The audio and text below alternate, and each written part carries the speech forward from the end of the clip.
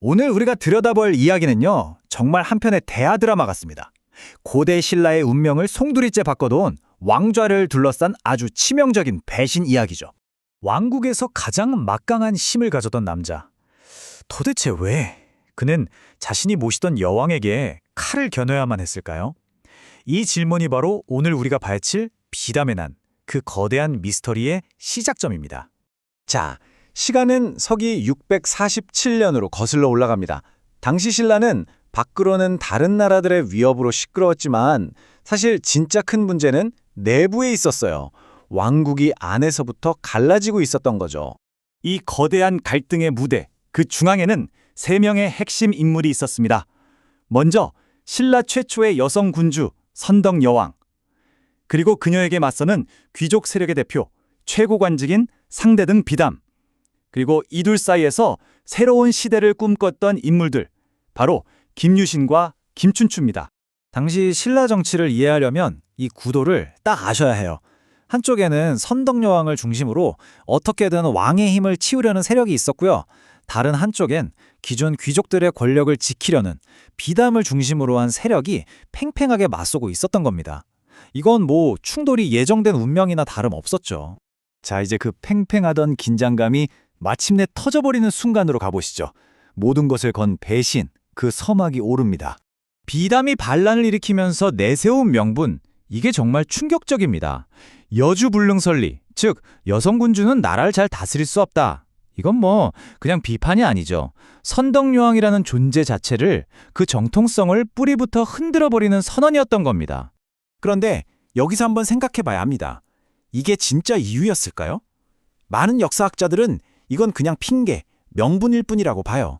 진짜 속내는 점점 강해지는 왕권에 맞서서 귀족들이 다시 권력을 되찾으려는, 말 그대로 왕국의 미래를 건 한판 승부였다는 거죠.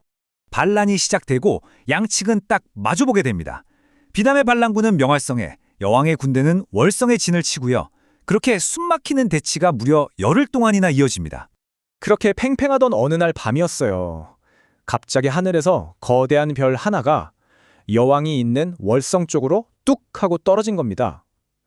그 시대 사람들에게 이건 그냥 별똥별이 아니었죠. 이건 하늘의 계시였습니다.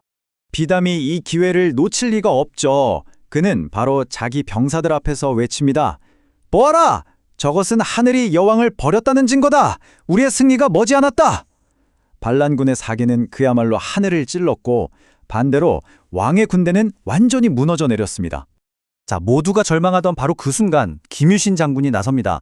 정말 영화 같은 장면이 펼쳐지는데요. 먼저 그는 여왕에게 가서 운명이라는 건 사람이 만들어가는 겁니다. 라며 침착하게 안심시켰어요. 그리고는 정말 기가 막힌 생각을 해냅니다. 허수아비에 불을 붙여서요. 이걸 커다란 연에 매달아서 한밤중에 다시 하늘로 띄어 올린 거예요. 그리고 다음날 아침 온 백성에게 선포하죠.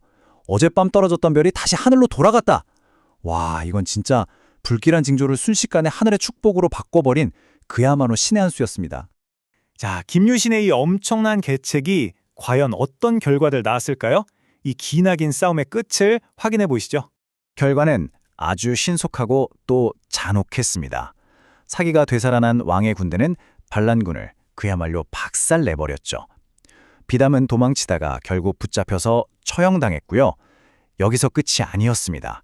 반역의 대가로 그의 가문은 구족이 멸해지는, 그러니까 친척이란 친척은 모조리 다 죽임을 당하는 끔찍한 벌을 받게 됩니다. 하지만 이 이야기에는 또 다른 비극이 남아 있습니다. 이 모든 일이 벌어지는 그 열흘 사이에 선덕 여왕이 세상을 떠나고 맙니다. 반란의 소용돌이 한가운데서요. 신라는 가장 혼란스러운 순간에 진덕 여왕이라는 새로운 군주를 맞이해야만 했습니다.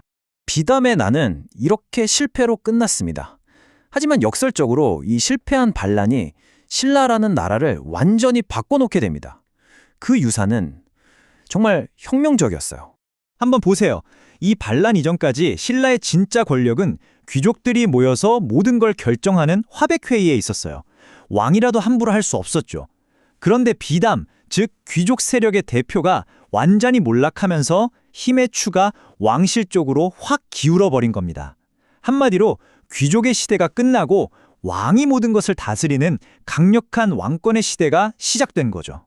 그러니까 이 사건을 우리가 왜 중요하게 봐야 하냐면요. 이게 그냥 한 명의 반란으로 끝난 게 아니라는 겁니다. 이 실패한 반란이 오히려 낡은 귀족 세력을 전부 정리해버렸고 왕의 권위를 절대적으로 만들었어요. 그리고 바로 이게 훗날 김춘추와 김유신이 신라를 이끌고 삼국을 통일할 수 있었던 가장 결정적인 밑거름이 된 겁니다. 자, 오늘 이야기를 마무리하면서 이 질문을 한번 던져보고 싶네요. 과연 비담은 그냥 권력에 눈이 먼 배신자였을까요? 아니면 어쩌면 그는 빠르게 변해가는 세상 속에서 사라져가는 옛 질서를 지키려 했던 마지막 저항가였을까요? 역사는 늘 승자의 기록이라는 말을 다시 한번 생각해보게 되는 대목입니다.